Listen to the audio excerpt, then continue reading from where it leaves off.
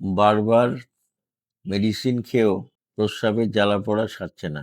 চিন্তা করবেন না, মাত্র ১৫ দিনেই মিলতে পারে স্থায়ী মুক্তি। আমি ডক্টর কৌশিক রায়চৌধুরী।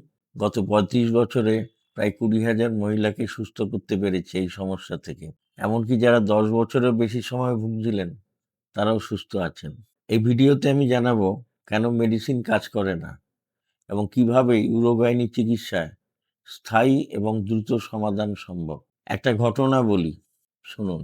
একজন বয়স্ক মহিলা, তিনি আমার বাড়িতে এলেন একদিন সন্ধ্যেবেলা। এসে আমাকে একটা কথাই বললেন যে, "ডাক্তারবাবু, আমার এমন পেচ্ছাপের সমস্যা যে আমি লজ্জায় পড়ে যাই।" উনি যখন কথা বলছেন, তখন ওনার কাপড়-চোপড় থেকে পেচ্ছাপের গন্ধ বেরোচ্ছে।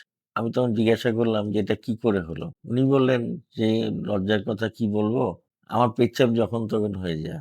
এই যে আমি আপনার বাড়ি পর্যন্ত হেঁটে এসছি, আস্তে, আস্তে কাপড়ে-চোপড়ে একটু পেচ্ছাপ হয়ে গেছে। এখন আর কোনো কন্ট্রোল নেই। যখন পুজো করতে বসি তখনও হয়ে যাচ্ছে, যখন স্নানে যাচ্ছি তখনও হয়ে যাচ্ছে, যখন খেতে বসছি তখনও হয়ে যাচ্ছে। কোনো টাইম টেবল বলে কিছু নেই।" আমি ওনাকে জিজ্ঞাসা করলাম, "আচ্ছা, আপনার ডেলিভারি কিভাবে হয়েছিল?" উনি বললেন যে, "আমার ৩ টে বাচ্চা হয়েছিল ঘরে।" আর তখন কি অসুস্থ ছিলেন? বললাম, "হ্যাঁ, তখন অসুস্থ কিছুটা ছিলাম। পরবর্তীকালে আমার অসুস্থতা বাড়তে, বাড়তে আজকে বয়স হয়েছে, এই অবস্থায় পৌঁছে গেছি।" আর পেচ্ছাপ পায়খানা করতে বসলে কি যেন একটা বেরিয়ে আসে। পেচ্ছাপ যখন করতে যাই তখন ভালোভাবে হয় না, কিন্তু অসময়ে পেচ্ছাপ হয়ে যায়। সমাধান জানতে আমার ইউটিউব চ্যানেলকে সাবস্ক্রাইব করুন।